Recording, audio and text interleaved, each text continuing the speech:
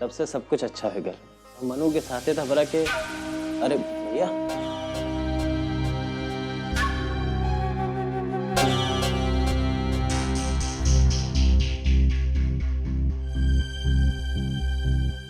आशा, हमारा तो सब कुछ बर्बाद हो गया, सब कुछ। अब तू ही बताओ आशा, आखिर हमार का कसूर है? तहार भाई दरोगा हमार तो जो नुकसान कैलस वो कैलस, लेकिन हमारे बेचारे राम खिलावन ससुर जी के का कसूर है? बाकी दरोगा वहां के घर जला तलस।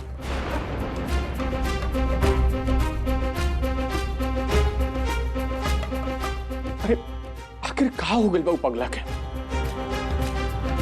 देखा आशा, अगर हमरा से कोनो नाराजगी बा तो उनके दोनों भाई बहन के, तो हमरा के कम से कम बताओ तो लगिन। अरे हमने के मिल बैठ के एक उपाय निकालल जाई। अब तू ही बताओ, एगो पढ़ल लिखल लिखा के ये सब शोभा देला का?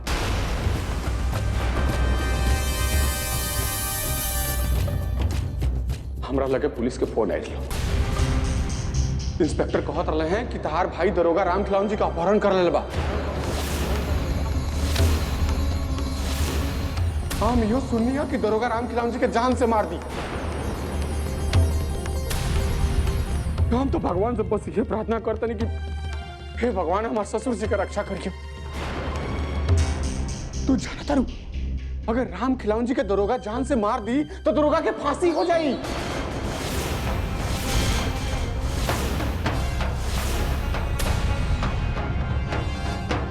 दीदी खाली एक तो है बड़ू कि दरोगा भैया के रोक सकेलू। उनके रखे कैसे हो कह के रोका दीदी कि हमारे बाबूजी के न मारे। तो हमार भाई दरोगा जज्बाती जरूर बा, ताकि वो केकरो जान ना ले सकी।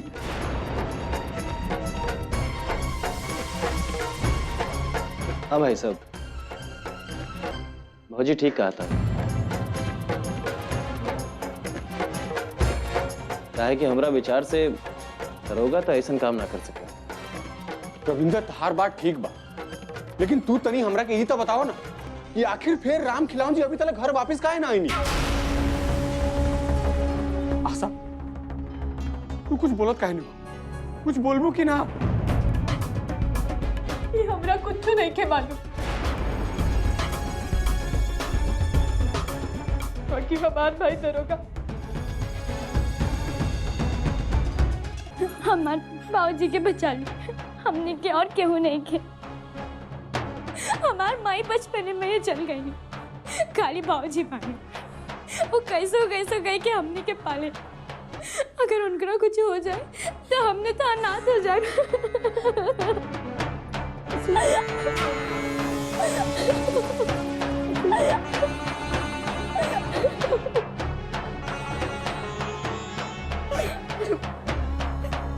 हाँ सर दीदी, दरोगा भैया के फोन करके मना कर दी। आशा, फोन करो। ला।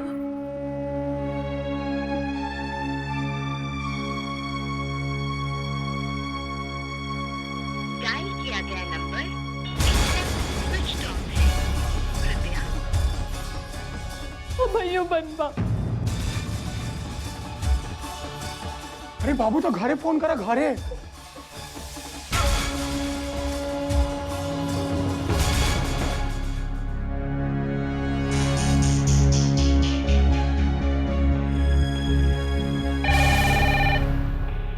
के बाज रहल बा, बाकी कोनो फोन उठावत नहीं के। अरे तनी सोचा कि एक साथ तार पूरा परिवार के लोग कहाँ गायब हो गए? आशा, कहीं ऐसा तो नहीं है कि तार पूरा परिवार हमारा ससुर जी के लेके कहीं भाग गई बा? भाई साहब, तारा का सचो में लगा था कि दरोगा राम खिलावन जी के अपहरण कैले बा। अब एक मिनट। हाँ बोला। ठाकुर साहब, पता चल गया है, राजू के घर पे दरोगा नहीं है। पर पता चला है कि दरोगा के बाबूजी को राजू देखने गया अस्पताल। हमने अपने आदमी को भेज दिया है। अगर वहाँ पकड़ा गया तो ठीक बा, नहीं तो हम उसको घर पे दबोच लेंगे। चलो ठीक बा, फोन रखो।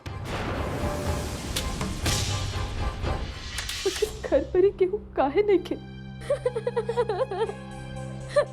अरे कुसुम, मत रो, चुप हो जा। ऐसे रोल जला, तारा चिंता कैला के कोनो जरूरत नहीं है। अब फिर तू ही काहे सोच ललू कि तू अनाथ हो जाइबू? हाँ? अरे हम मर गए बनी का, हम बानी नु, हम तार परवरिश करब, तू तरह के बढ़िया से पढ़ाए लिखाए, चिंता मत करो। आ तू अभी बहुत छोट बाड़ू, ये सब मामला में दखल देला के कोनो जरूरत नहीं है। तू खाली अपना पढ़ाई पर ध्यान लगाओ। चुप हो जा। हाँ मम्मी, तू रो मत। हमरा के लागत है कि बाबूजी बिहान तक ले आ जाइए। और वैसे भी ठाकुर जी बढ़न के उनकर बात पे विश्वास करे के चाहिए।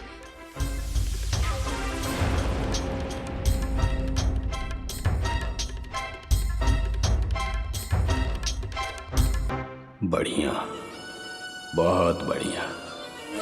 आज तू जैसन हमरे ई बात के साथ देत बाड़ू, वैसे ही धीरे धीरे सगरी बात में साथ देबू चंदा।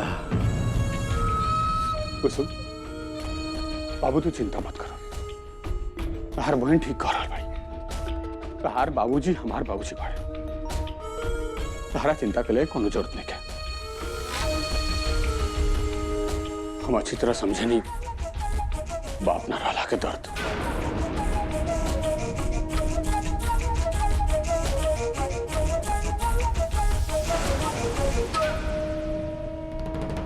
किस्मत हमने के साथ है कि कौन खेल खेल रहा बा। कहवा हमने हवेली के मालिक रहली, घरे आके डॉक्टर इलाज करत रहले। कहवा ई सरकारी अस्पताल केहू नहीं के एजा देखे वाला। माई, तू चिंता मत कर। वैसे भी आज हम हवेली ही जात बने। देखा माई, एक बार बड़का भैया की गुंडा लोग के बारे में बोल दे तो ये लोग के पीट पीट के मुंह आ दिए। माई, सब ठीक हो जाए। देखा माई, तू खाली अपन ख्याल रख, हमें जा होते रहे।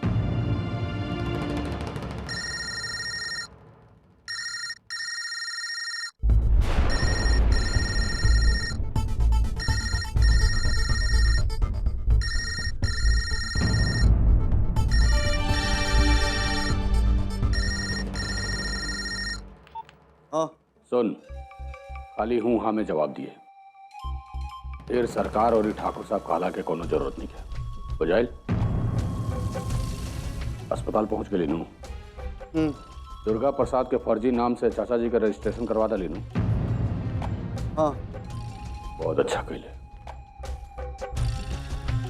अब कोनो रिस्क नहीं है। अब अगर कोई चाचा जी के खोजबो करी तो उनका के नाम मिलिया नहीं। बाकी सब ठीक बानू?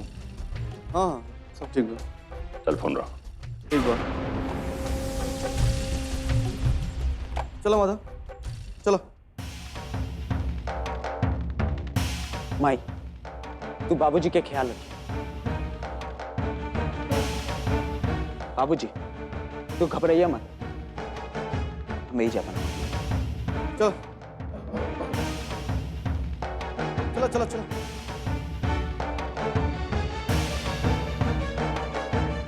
चलो चलो।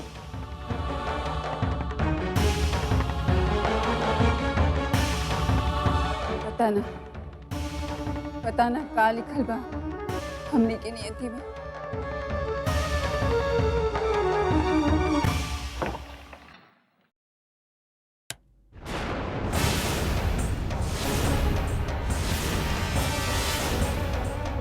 इंस्पेक्टर साहब, रहुए आइजा।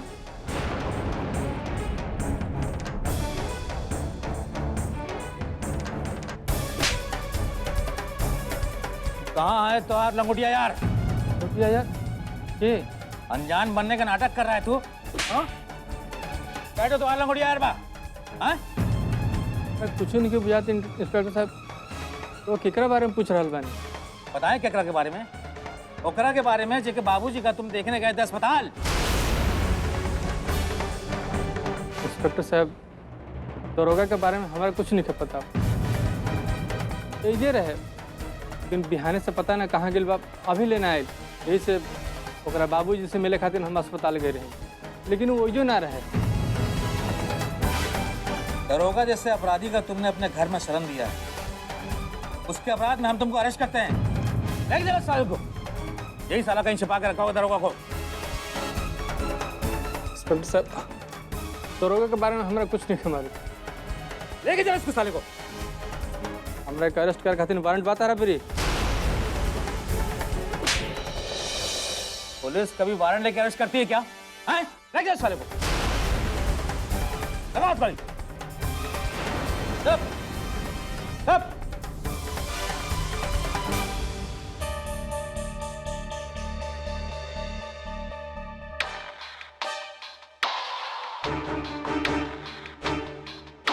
अरे भाई कहा इतना सजताड़ू हूँ? अरे रविंदर हटी, हमारा मेकअप खराब हो जाए। अच्छा भाई हमरा से ज्यादा इम्पोर्टेंट था मेकअप बा। ना क्या बात बा? आज बड़ी रोमांस सूझ रहल बा। नहीं ऐसा कोनो बात नहीं के। अब बाकी सुमन हम ये सोचत रहली कि आजकल एजा हवेली में बहुत उथल पुथल होता। अब इसे माहौल में हमने के एजा रहे के चाहिए। रविंदर ये का कहतन? अभी हम रउआ घरे जाए के तैयार नहीं थी। हमरा तनी और समय चाहिए। ठीक, तारा के जितने टाइम चाहिए तो उतना ले ले। हमने क्या एक बात बताओ, इतना टेंशन भरा माहौल में तो इतना खुश कैसे रह सकेलू? रविंदर ये हमार घर है और अपना घर में के ना खुश रही। हाँ बाकी रउआ मन में का चलता? कुछ खास नहीं के। अच्छा चला भाई, सिनेमा खाती लेट होत बा। चलो चलो रुकी। अरे अब मेकअप को छोड़ा, जल्दी चला। चलो चलो चलो चलो चलो चलो चलो।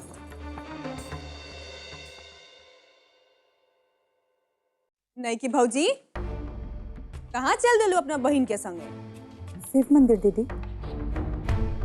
ऐसे हमारे बाबूजी के कहूँ पता नहीं के चलत।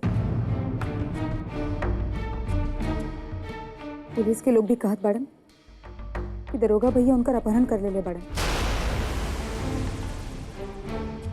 बाकी दरोगा भैया के भी कहूँ पता नहीं के चलत। देख लहलू, बड़ी आशा दीदी करत रहलू। देख लू का कैलस ओकर भाई। अरे नहीं की भौजी, हम तो कहतानी तहार आशा दीदी अपन भैया के संगे मिल के तार बाबूजी के अपहरण करवा देले बड़ी। लेकिन तहारा तक कुछ बात बुझेबे ना करेला। मन तो कैसन बात करता हो? अब चाहे जो हो, बाकी हमरा के रवा लोगन की बात पे बिल्कुल विश्वास नहीं किया। ऐसे रवा लोगन हमरा से आशा दीदी के सच्चाई छिपैले। उनकरा संगी नौकरन जैसन बर्ताव कैले। हमरा तो इहो नहीं बुझात कि के हमरा से झूठ बोलता और के सच।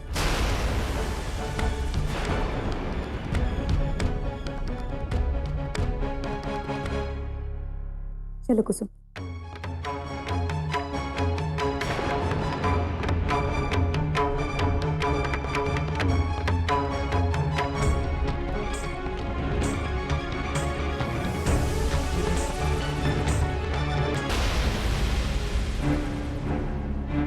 ताला खोल। ताला खोलो जल्दी।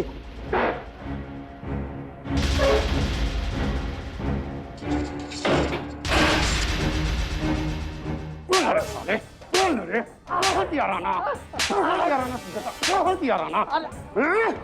दोस्ताना तो उन्हीं के साले के तोड़ के रख दे। इंस्पेक्टर अगर इस साला दरोगा के पता ना बतावे ऐसे ही मर गए साले, मार मार के खालू दे दे। हाँ जी जी ठाकुर साहब।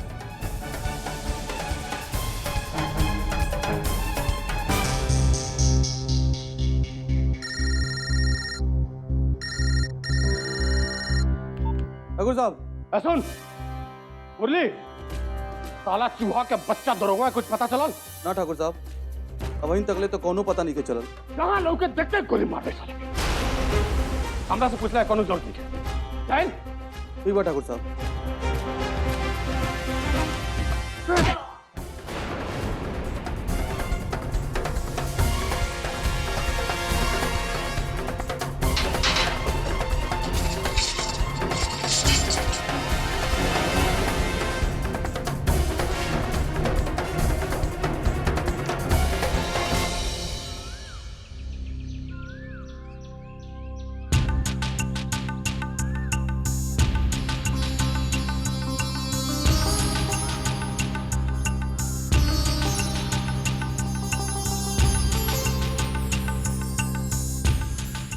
भगवान जी हमारे बाबूजी के वापस भेज दो, ना तो हमने जियते जी मर जाए।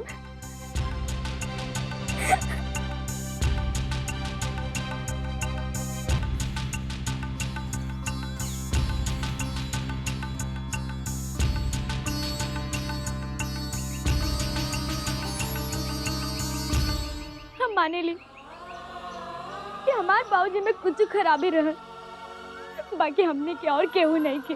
हम हाथ जोड़ के विनती करत हन कि हमारे बाबूजी की रक्षा करिए भगवान।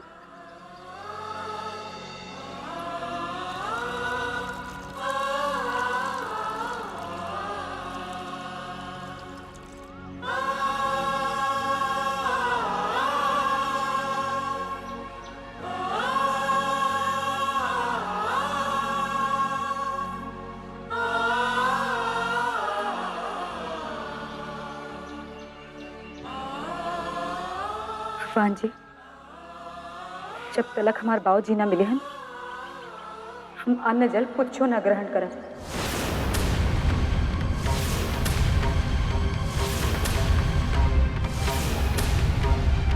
हमार जौन परीक्षा लेवे के बाद ले ला भगवान, बाकी हमारे बाबूजी के हमरा के लौटा दो।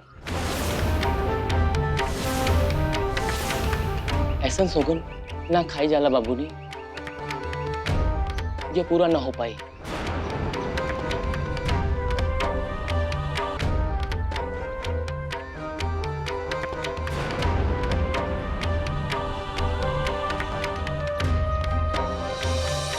तारा वो दिन याद बा जौना दिने तहार चूल्हा पूजन रहे? वो दिने तहार आशा दीदी से तहार हम फोन पे बात करोनी, कितना खुशी खुशी तारा से बात कैली। आ ए समय तारा सामने मुंह फुला के रहत रही, तारा से बातों करे के तैयार नहीं की। का है?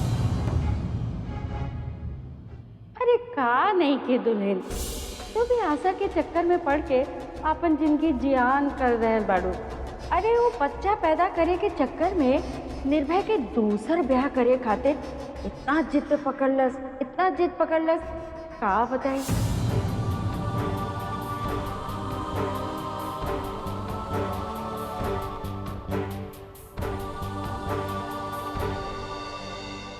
आशा दीदी का चाहत बड़ी बुझात नहीं के। पहले हमरा के डंटली, फिर ठाकुर साहब के सामने कह देली कि वो जौन बोले रहली सब झूठ बोले रहली। अपन बात से ऐसा मुकरला के का मतलब होला? नहीं की ठकुराइन, बड़की ठकुराइन कहले बाड़ी कि तनिक देरी में एगो मेहमान आ रहल बा, त रउआ उनकर आरती करे खातिर तैयार रही। हम ना करब आरती।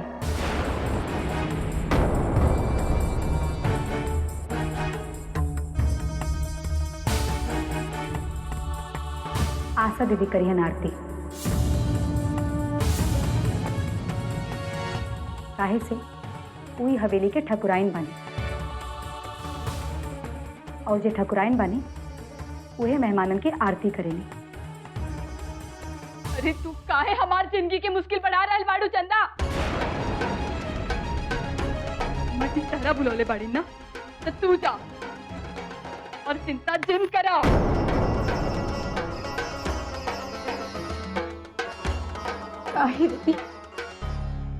काहे जब रउआ के अपन हक मिल रहल बा तो काहे न रउआ अपन हक ले रहल बानी? अरे हमरा के ना चाही कोनो हक।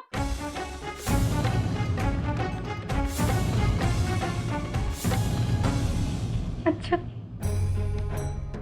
तब वो बखत रविंदर भैया के सामने रहो हमरा के काहे डटली रहनी? बोला ना दीदी। जब हम कहत बानी कि हम ठाकुर साहब के कमरा में ना जाए तो काहे ना रहुआ ओजे जाके रहत बानी?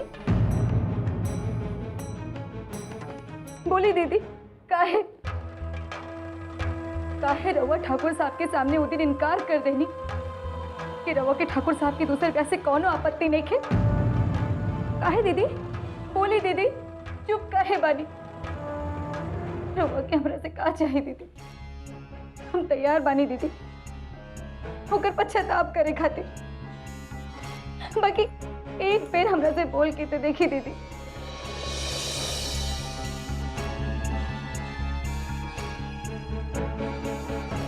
हमरा के तरह से कुछ ना चाहिए। हमरा के तरह से कोनो दिक्कत नहीं के।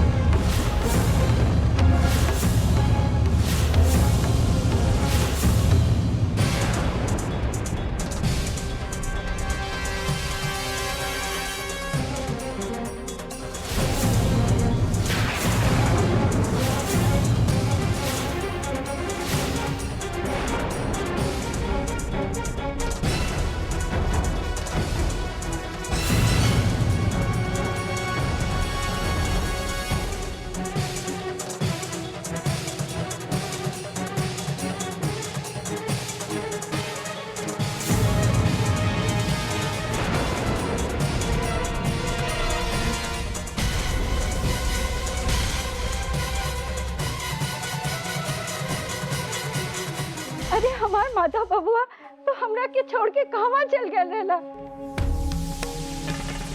सारा इंतजार करत करत हमार अखियां पतरा गई। नाम बरकी मैं जियत रहा खुश रहा। अभी तक ले तो माई माधव की बुराई करत रहली, अब कैसन गले मिल रहल बाड़ी। और ये माधव हमरा के धोखा देके कैसन खुश हो रहल बा। धोखेबाज।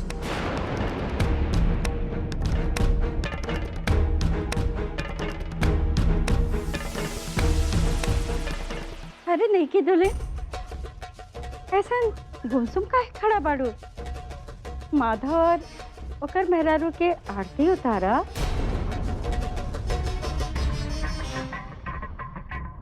नहीं की दुल्हन?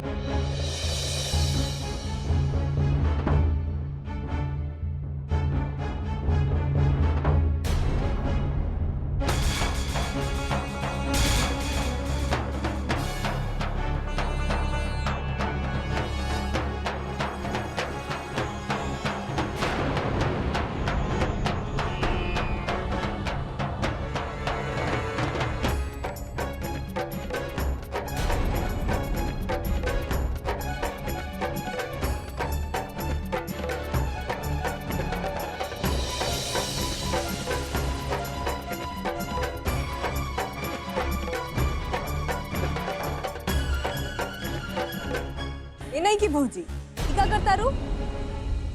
खाली आरती उतारत रहबू कि दुल्हा दुल्हन के अंदर बुलाईबू? नहीं की भौजी, एकर का मतलब बा?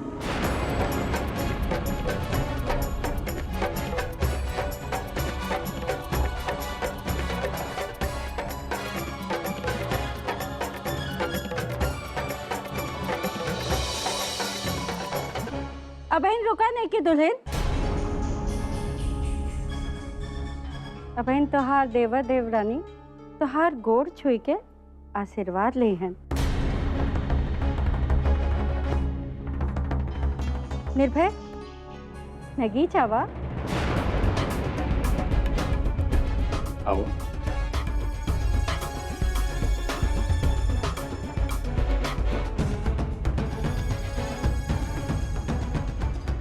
छुटकी दुल्हन ये तोहार जेठ और जेठानी बाड़े इनकर गोड़ छुआ। माधव तुहू गोड़ छुआ।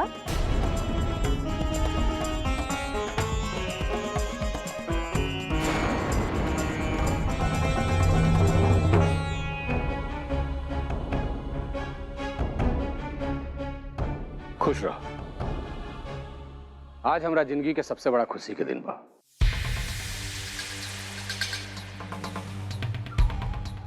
है कि आज हमार छोट भाई ब्याह करके आयल बा। तहार घर बस गई, बस हमार मन के साथ पूरा हो गई।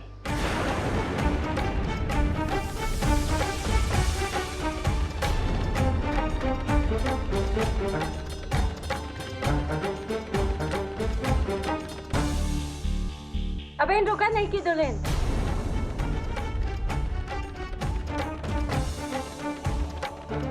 अबे एगो और ही रस्म बा।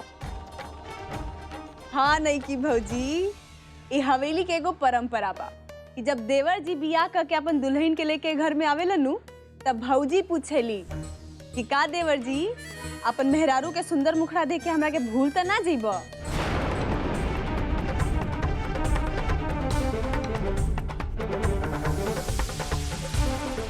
तब देवर जी जवाब देलन कि ना भौजी, हम तारा के कबो न भूले। चला माधव, चला छुटकी भौजी, आओ बैठो।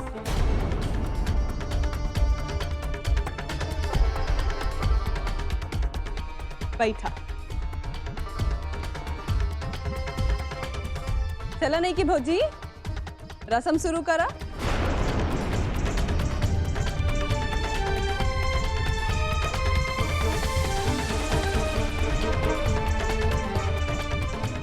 नहीं की दुल्हन, देवर संगे अपन रस्म पूरा करा।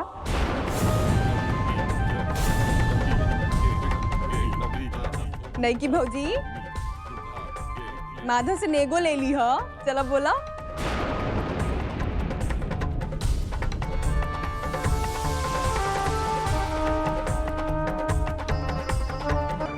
आपन मेहरारू के मुखड़ा।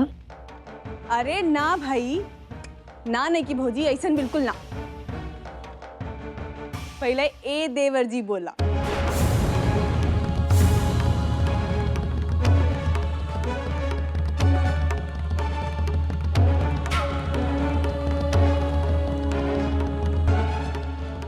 ए देवर जी, अपन मेहरारू के सुंदर मुखड़ा देख के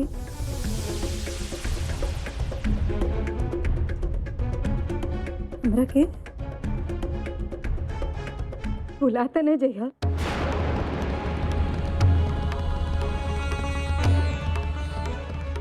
ठीक बा। चला माधव, अब तू अपना भौजी के जवाब दो।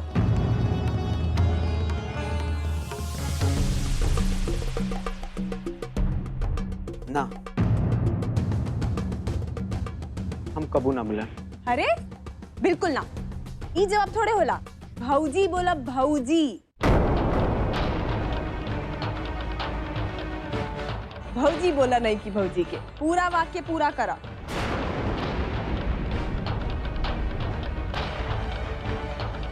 ना भौजी,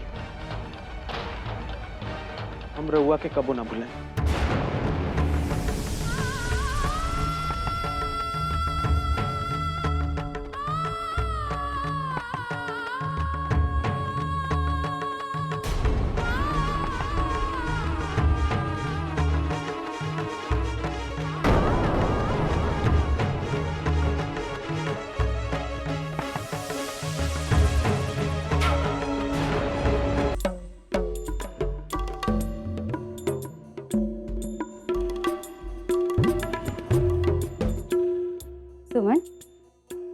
छोटकी दुल्हन के बैठा दा।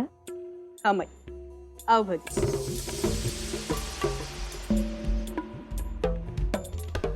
अब तू जाके ना माधव बबुआ के कमरा ठीक कर दा, तब तक ये लोग ए जा रही हैं। हाँ माई। सुमन दीदी, हाँ माधव, तनी रुका ना। का भई?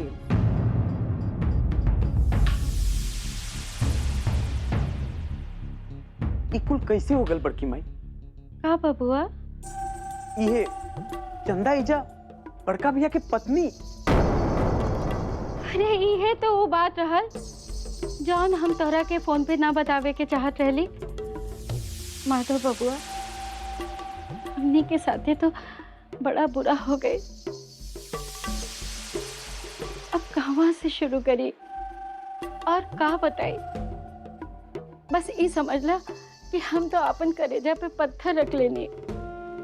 बाकी बड़की माई, हमरा पूरा कहानी जाने के बाद सब कुछ बड़की भाई, सब कुछ। सुमन, तू बता दा, हमरा से ना बोलल जाए। माधव, जब हमनी बड़का भैया के संगे जीप पे कहूँ जात रहनी सनू, तो चंदा गाड़ी के सामने आ गई और लागली जोर जोर से चिल्लाए। का चिल्लात रही? छोड़ा ना, रहे दा। आओ कुल पुरान बात तू दोबारा दोहरावता रहा। छोड़ा, पुरान बात के दोहरावे से का फायदा? दीदी, बात फायदा या नुकसान के नहीं खे। अरे हाँ सुमन, जौन बात साच हो बता दे। अरे आज ना तो काल माधव बबुआ के केहू औरी से पता चल जाए तो तू बता दे ना।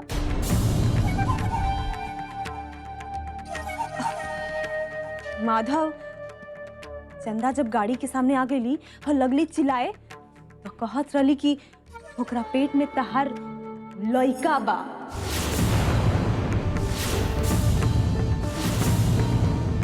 का? अरे हाँ बबुआ, हमने तो मारे लाज के पानी पानी हो गई नहीं। अरे हम तो मन में सोचनी ये गलती तोरा से कैसे हो गई। ये कुल झूठ बा बड़की माई। ओकर पेट में हमर बच्चा नहीं खे बड़की माई, हम एकदम साच बोलतनी। का माधव, का कहता रहा? चंदा के पेट पे तहार लेकर नहीं खे? सुमन दीदी, हम माई कसम खा के बोलते, हम सच बोलते नहीं। सुमन दीदी, ओकर पेट में हमर बच्चा नहीं खे। अरे हे भगवान, ये लड़की हमने के साथ कैसन खेल खेलस? बड़की माई, हमरा पूरा कहानी जाने के बाद फिर का भइल? उ चिल्लात रहली, ओकरा बात का भइल बड़की माई?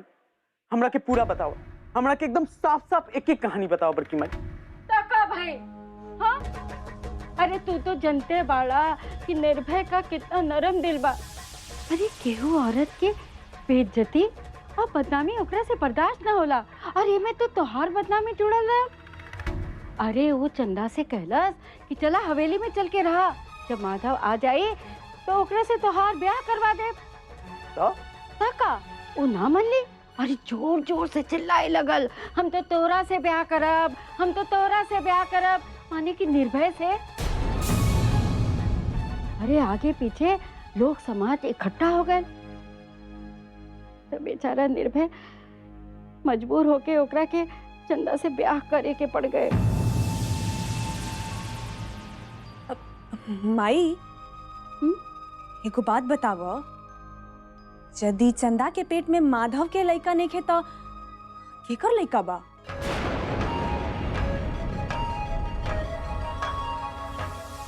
हे भगवान, ये लड़की कैसे नीच कुल का बिया। अरे जायदा छोड़ा, जौन हो गए तौन हो गए। अब तो वो निर्भय के पत्नी बाड़ी ना, ओकरा पेट में जौन बच्चा है वो तो निर्भय के संतान होके। अरे ज्यादा ढेर बात करे से का फायदा बा? चला समन, चला एजा माधव और छुटकी दुल्हन के रहे दा। चलो। हाँ माई।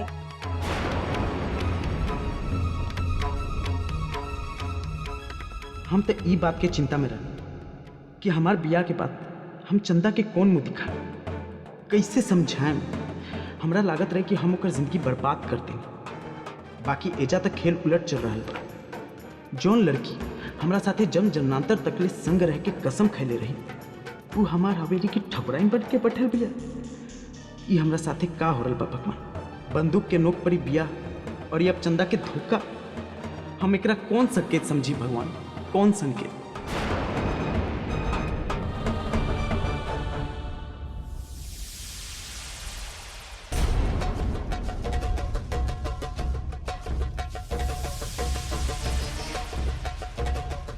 नहीं की तुले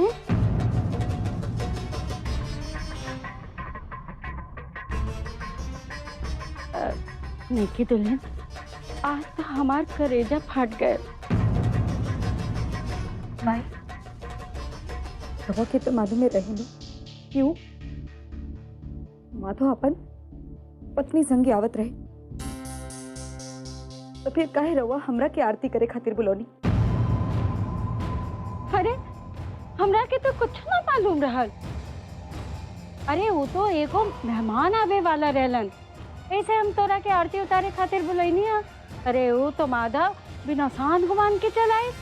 और का और यू मेहमान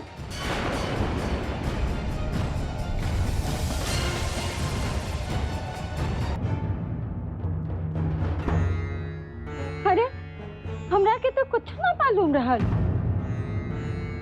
अरे वो तो एगो मेहमान आवे वाला रहलन, ऐसे हम तोरा के आरती उतारे खातिर बुलैनी है। अरे वो तो माधव बिना शान गुमान के चलाए। और का और यू मेहमान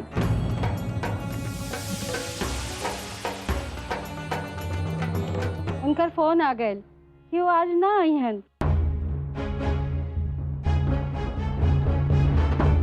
अरे हमरा के तो ये बुझाते नहीं के कि जेकरा के हम बचपने से पल्ले पोसनी वो ऐसे धोखेबाज और बेलच कैसे निकल गए। अरे यदि वो हमनी के पहले ही बता दे कि वो लड़की से ब्याह करे के चाहता तो का हमनी ओकर ब्याह न करवैती? जरूर करवैती। बाकी ओकर तो प्रकृति धोखा देवे के हा, तो हम का करी?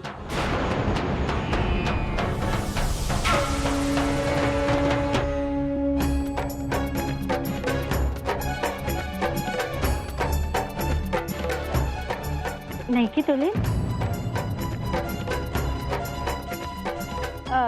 ओ राम खिलावन के कुछ पता चलल? भगवान उनका अच्छा करियन। अरे बहुत काम पसल बा, अब हम जात बानी। हाँ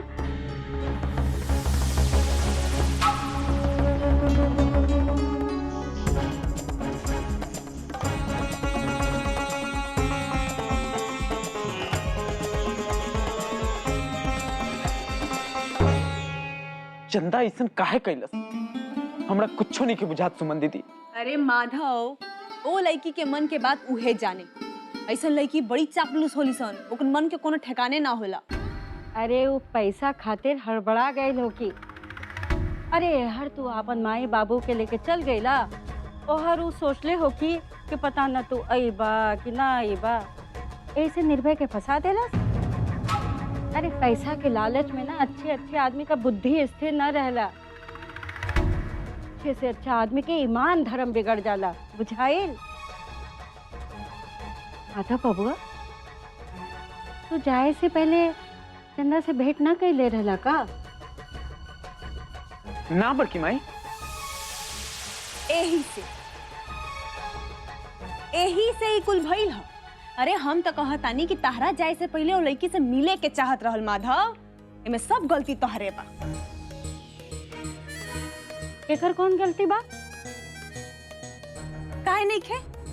अरे ओकरा के माधव का इंतजार करे के न चाहत रहल। हमार माधव बबुआ के एमे कोनो गलती नहीं खे। चंदा धन दौलत खाती इतना गिर जाई, हमरा ना मालूम रहे।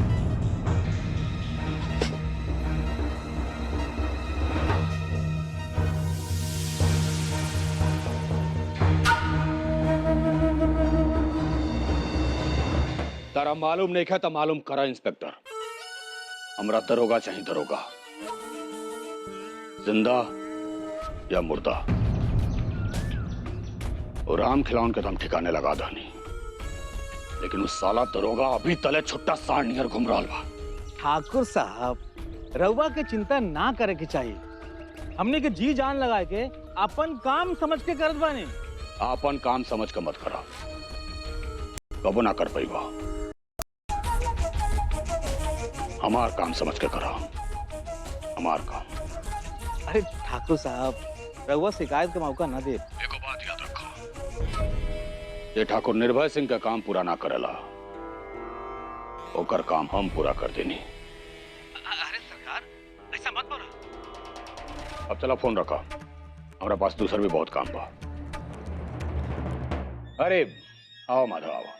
कैसे बड़ा? बड़का भैया, पता ना हमरा साथ का हो रहा है। यंत्र बड़का भैया, हमार माई बाबूजी की बहुत चिंता हो रहा बा भैया। अरे तार बड़ भाई अभी जिंदा बड़ा, हमरा रहते तारा कोनो बात के चिंता के लिए कोनो जरूरत नहीं है, बुझाइल? बड़का भैया, कैसे हूँ करके ना हमार माई बाबूजी के वो गुंडा लोग के कैसे छुड़ा लो भैया। तू घबरा मत, हम वही पुलिस इंस्पेक्टर से बात करता नहीं। बड़का भैया, हम तार एहसान कबो ना बोलूं बड़का भैया। अरे बुढ़बाक, हाथ नीचे करो। हमें एहसान के कौन बात बा? अरे तहार माई बाबूजी हमरो तो कुछ लागल हन, हमरो तो कुछ फर्ज बनता। चिंता मत करा, हम सब संभाल ले। अभी तू हवेली से बाहर मत निकला, हर नया नया ब्याह भइल बा, अभी मुंह दिखाई हुई, फिर तोहनी के पति पत्नी के नया जीवन के शुरुआत हुई। उस समय पत्नी के साथे गुजारा, फिर काम पर ध्यान दिया, बाकी हम सब संभाल ले। आ देखा ना, आज तहरा ब्याह के खुशी में हम अपना काम से छुट्टी ले ले बनी। चला आओ देखल जाओ बाहरी का होत बा। आओ। ठीक बा पंडित जी, इलही आपन दक्षिणा। ठीक बा ठकुराइन। अच्छा, अब हम चलत हैं। प्रणाम पंडित जी।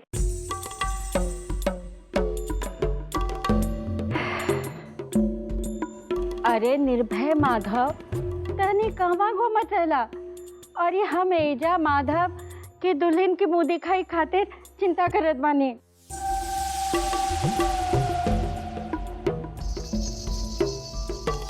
कितना बजे मुंह दिखाई रख ले बड़ी माई?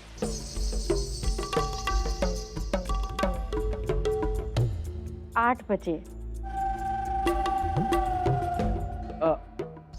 बड़की माई, हम जब से आयल बनी फौजी से भेंट नहीं की कले। हम जब से आयल बनी फौजी से भेंट नहीं की कले।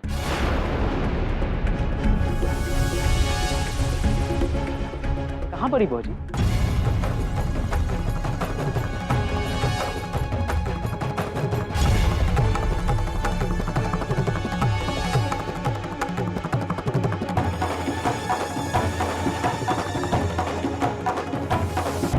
का भइल बड़की माई? अब का बताएं बबुआ?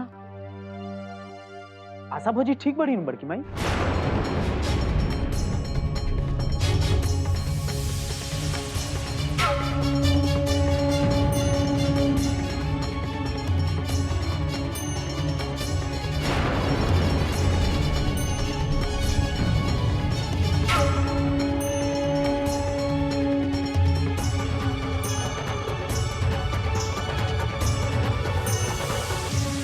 बड़की माई, आशा भौजी कहाँ बड़ी?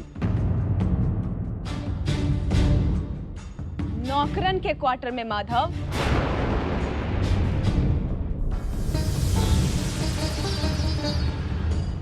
नौकरन के क्वार्टर में?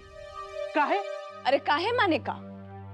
जब चंदा ये हवेली में आईली, तब से उनका पहला काम यह रहे कि आशा भौजी के उनका कमरा में से निकाल के नौकरन के क्वार्टर में रहे के मजबूर कर देले बड़ी।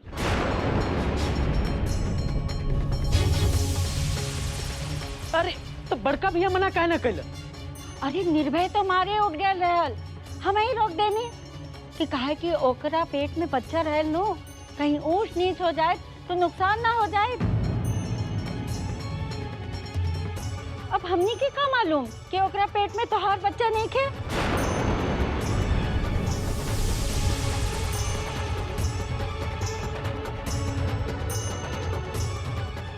ठीक बा बड़की माई, हम भौजी से अभी भेंट करके आओ।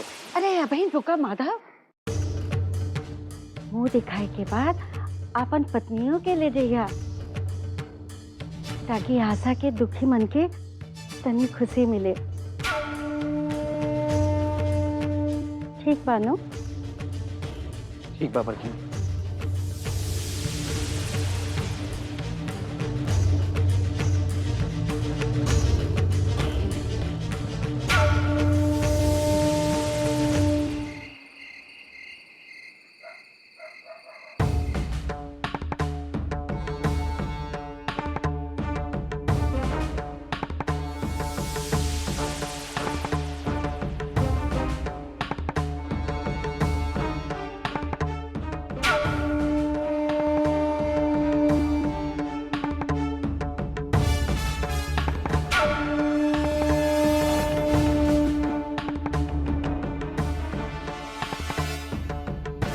चला माई, मुंह दिखाई के मुहूर्त हो गई।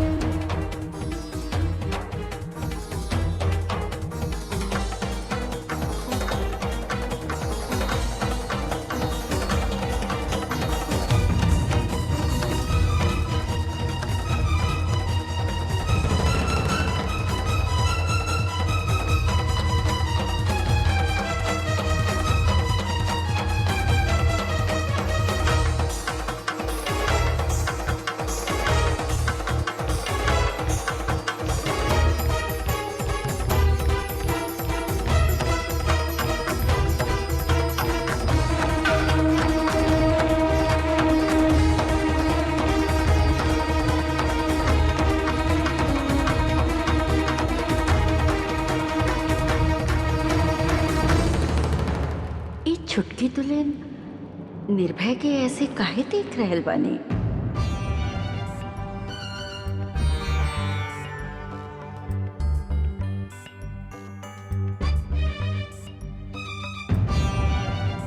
अरे कुछ नहीं खे, हम बहुत सखी हो गई बानी।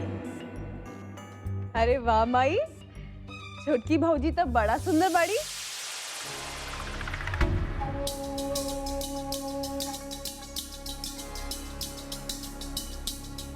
आइला भौजी, ई तहरा खातिर।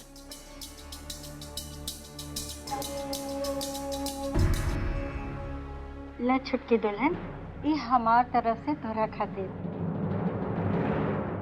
ला पकड़ ले सुमन।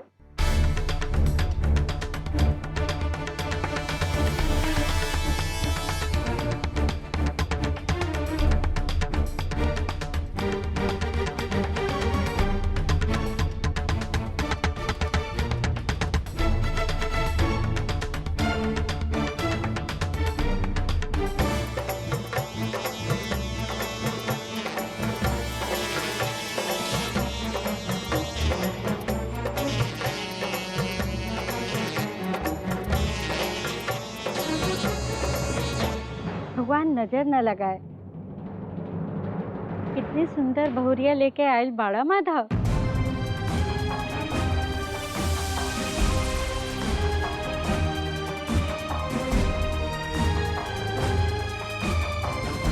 सही कहा तारू माई।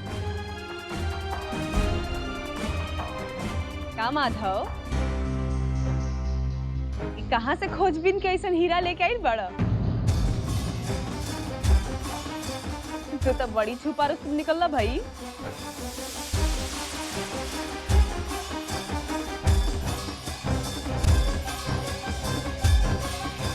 ये दोनों जना के बीच के प्रतिक्रिया देख के इतना नहीं खे लागत कि इनकर बीच सब कुछ खत्म हो गए होगी।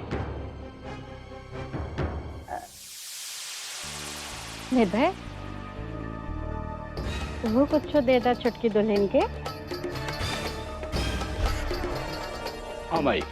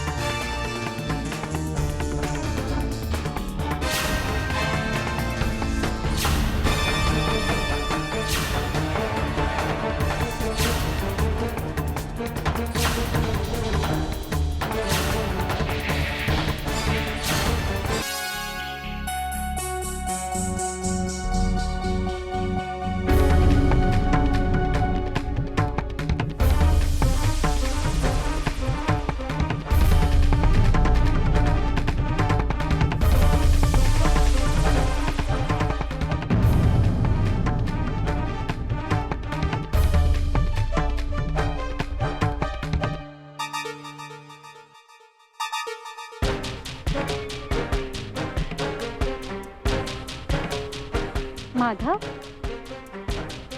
तो कुछ न देवा का अपन दुल्हन के?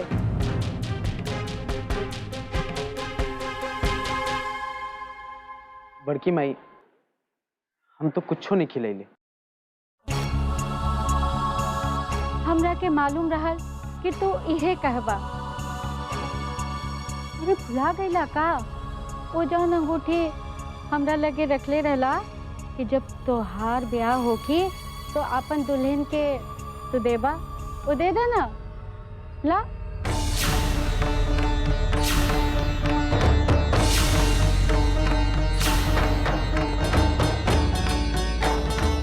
लो ना।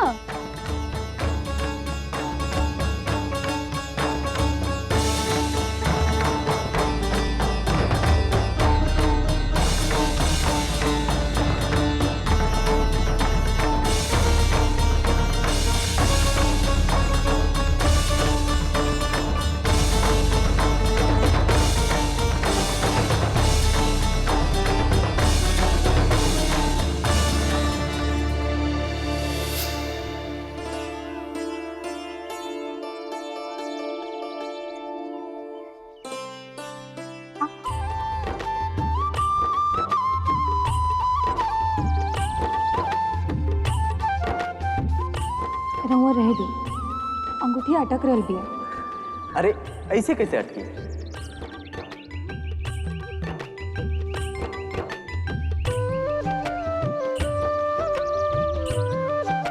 चला रहे हम गुप्ता जी के लगे जाके ना एक नाप ठीक कर रहे। बाकी गुप्ता जी तो एक नाप ले रहे, पता ना छोट कैसे हो गए।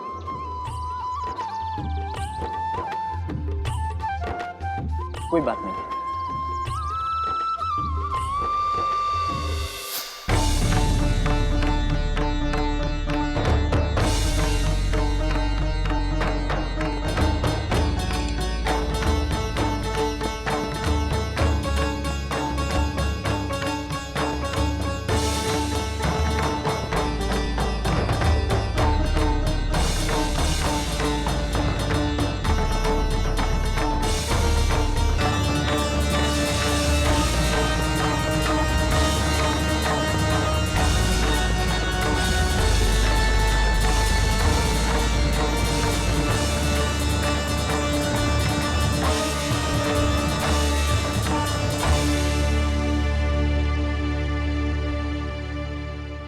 अरे हम तो छुटकी दुल्हन का नाम पूछबे ना कहीं नहीं।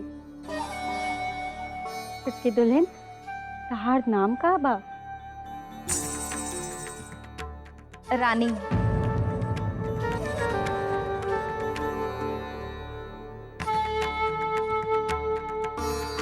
कितना सुंदर नाम बा ना।